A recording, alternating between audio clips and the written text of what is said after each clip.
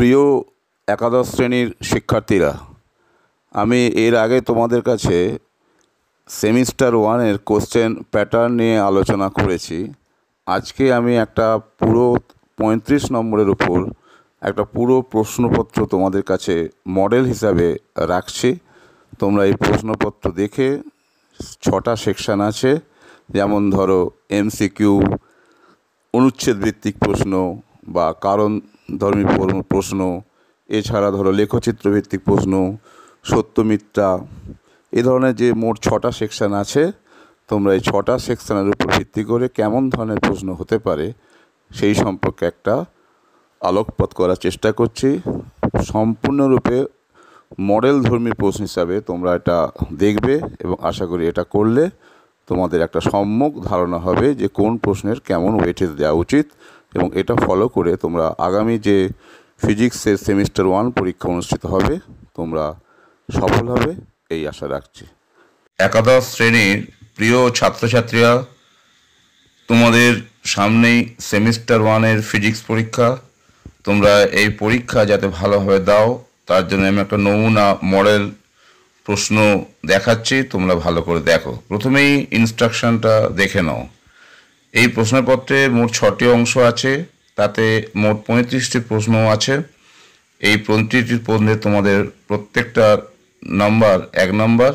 এখানে উল্লেখ্য ক্যালকুলেটরের ব্যবহার নিষিদ্ধ।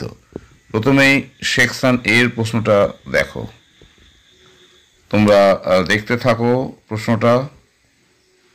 প্রথম প্রশ্ন দেখছো, এবার দ্বিতীয় প্রশ্নটা দেখো। এক্ষেত্রে শতকরা ত্রুটির অঙ্কটা দেওয়া আছে, নিশ্চয়ই আশা করি তোমরা পারবে শতকরা ত্রুটির ফর্মুলা প্রয়োগ করে। নেক্সট 3 নম্বর প্রশ্নে চলে আসছি।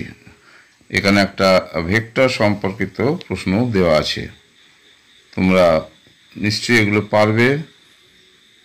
4 নম্বরে আরেকটি ভেক্টরে একক ভেক্টর সংক্রান্ত প্রশ্ন আছে। এবার দেখো 5 নম্বরে একটা শূন্যস্থান পূরণের প্রশ্ন আছে, নিশ্চয়ই তোমরা দেখতে পাচ্ছ টেক্সচুয়াল প্রশ্ন।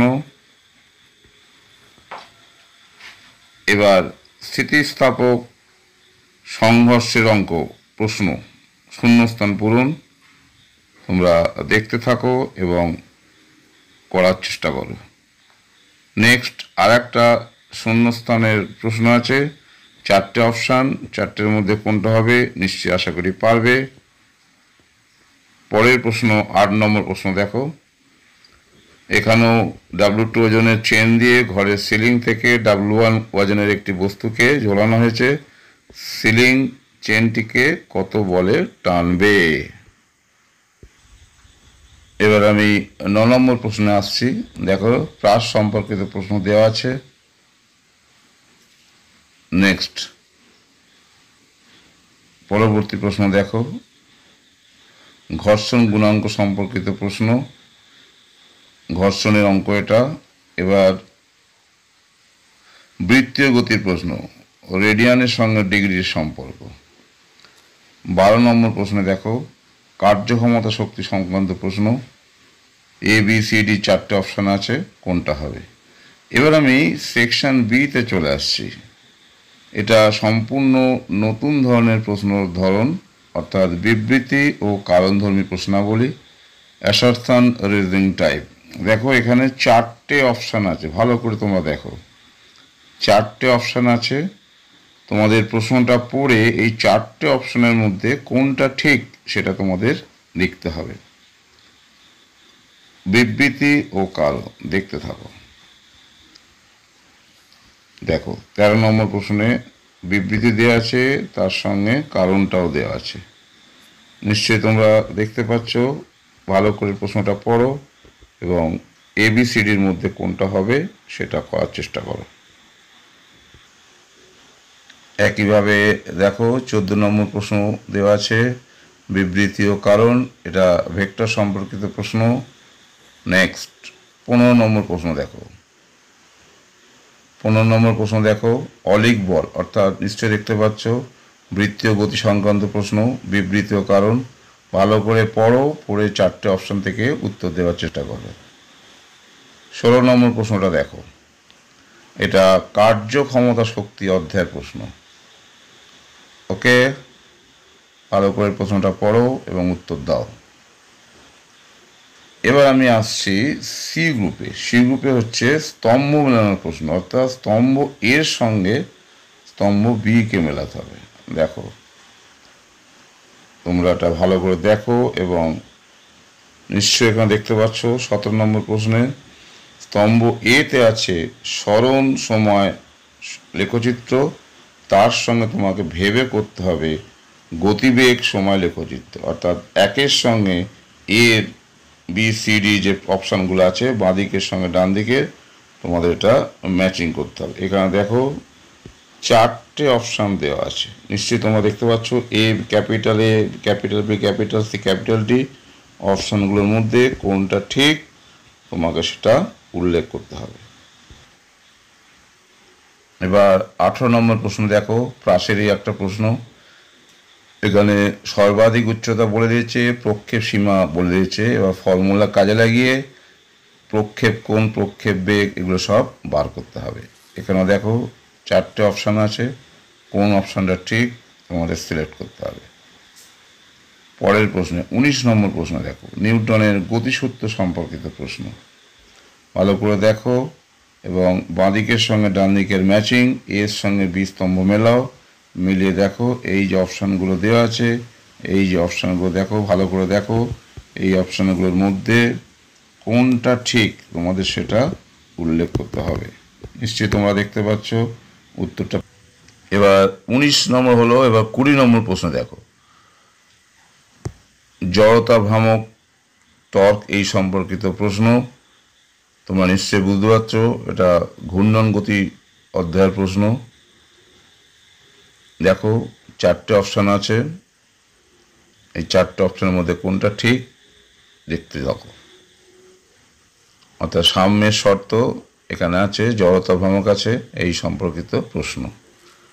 নেক্সট, এবার আসছি সেকশন ডিতে, অর্থাৎ ট্রু ফলস টাইপ, সত্য মিথ্যা নির্বাচন করতে হবে। কোনটা অপশান সেটাকে ঠিক ভুল ঠিক করতে হবে। দেখো নিশ্চয়ই তোমরা দেখতে পাচ্ছ কি লেখা আছে 21 নম্বর প্রশ্নে, না নিচের কোন বিবৃতিটি বা গুলি সত্য তা প্রদত্ত বিকল্প থেকে বেছে নাও। দেখো 1, 2, 3 তিনটে বিবৃতি আছে, এই তিনটে বিবৃতির মধ্যে নিচে দেখো 4টে অপশান আছে এ বি সি ডি, এই 4টে অপশানের মধ্যে কোনটা ঠিক ভালো করে পড়ো, পড়ে উত্তর দেবার চেষ্টা করো। নেক্সট, একইভাবে তোমরা 22 নম্বর প্রশ্নটা দেখো, নিশ্চয়ই তোমরা দেখতে পাচ্ছ, ভালো করে দেখো এবং পড়ে উত্তরটা দেবার চেষ্টা করো। এরপর 23 নম্বর প্রশ্নটা দেখো, এটা ঘর্ষণ অধ্যায়ের প্রশ্ন। ভালো করে দেখো এবং উত্তর দাও।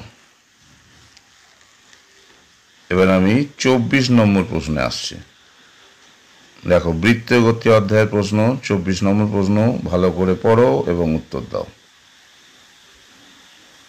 আস্তে আস্তে এখানে আরও দুটো প্রশ্ন আছে, 25 এবং 26। ভালো করে এটা দেখো, দেখে উত্তর দেওয়ার চেষ্টা করো।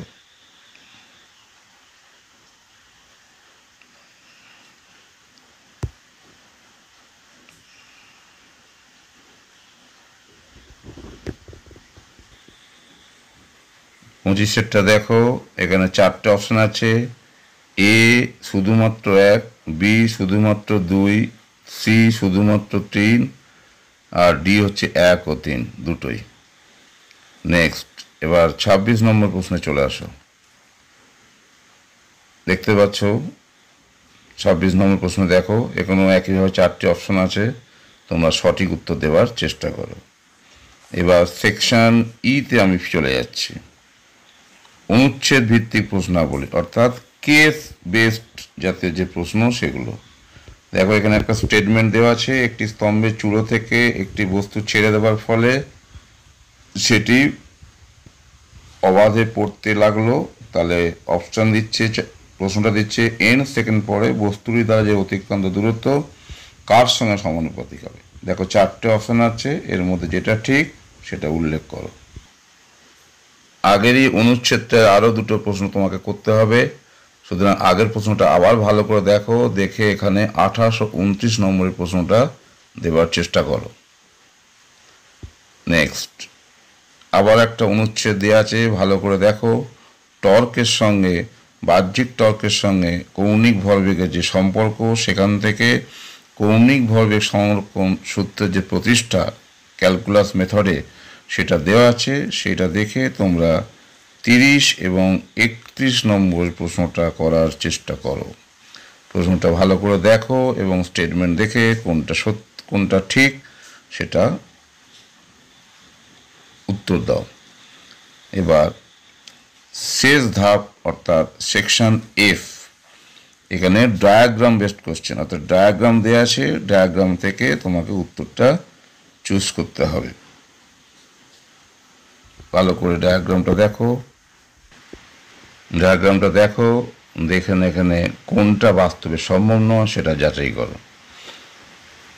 এবার আমি 33 নম্বর প্রশ্নে আসছি। এটা একটা প্রাস সম্পর্কিত প্রশ্ন। তোমরা নিশ্চয়ই জানো প্রাসের সমীকরণ কি হয়, y = ax - bx², এবং এখানে দেখো প্রক্ষেপ বেগ u, প্রক্ষেপ কোণ আলফা। এটা দেখে তোমরা প্রক্ষেপ কোণ কোনটা হবে সেটা উত্তরটা দেবার চেষ্টা করো। এবার 34 নম্বর প্রশ্নটা তোমরা দেখো, ভালো করে পড়ে 34 নম্বর প্রশ্নটার উত্তর দেবার চেষ্টা করো।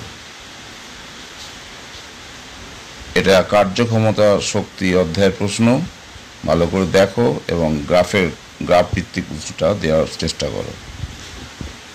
নেক্সট আসছে বৃত্তীয় গতি সম্পর্কিত একটা প্রশ্ন।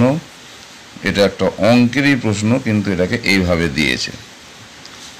দেখো প্রশ্নটা ভালো করে পড়ো, কি দেওয়া আছে দেখে সুতোর টান তোমাকে নির্ণয় করতে হবে। দেখো 4টে অপশান আছে, এর মধ্যে কোনটা ঠিক তোমাকে সেটা অঙ্ক ঘষে দেখতে হবে। তোমাদের সুবিধার্থে আমি এখানে উত্তরমালাটাও দিয়ে দিচ্ছি, ভালো করে দেখো। তোমরা আগে করে এবং উত্তরপত্রটাও ভেরিফাই করার চেষ্টা করো, যাতে তোমরা জানতে পারো তোমরা কত নম্বর পেতে যাচ্ছ। দেখছো উত্তরটা আমি দিয়ে দিচ্ছি, সেকশন এ, সেকশন বি, সেকশন ডি। ভালো করে দেখো, সেকশন ই এবং সেকশন এফ। তাহলে তোমাদের 35টা প্রশ্ন এবং তার করসপন্ডিং যে উত্তর সবই আমি দিয়ে দিলাম। এইটা মডেল কোশ্চেন অ্যান্সার হিসাবে তোমাদের দিয়েছি, তোমরা এটা ভালো করে দেখো এবং উত্তর দিয়ে কত নম্বর পাচ্ছ সেটা দেখে নাও। এটা করলে আশা করি আগামী পরীক্ষায় তোমাদের একটা সম্যক ধারণা হবে তোমাদের প্রিপারেশান কেমন হয়েছে আগামী সেমিস্টার 1 ফিজিক্সের জন্য। তাহলে তোমাদের শুভকামনা জানাচ্ছি, তোমরা ভালো করে পড়ো এবং আশা করি পরীক্ষায় সফল হবে, এই প্রত্যাশা নিয়ে শেষ করলাম।